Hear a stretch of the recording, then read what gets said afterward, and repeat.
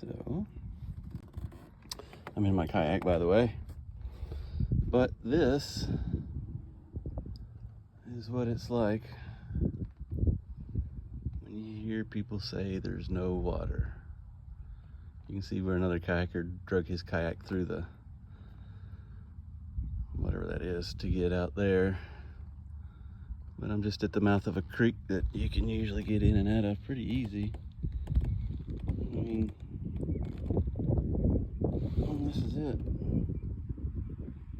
Everything's just bare. The tide will start coming in any moment.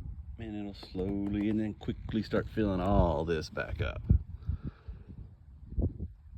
Oh yeah, this is it. Here, I'll pop out. Well, yeah, this is the little creek. I just came out and had to drag it over a couple humps to get to here.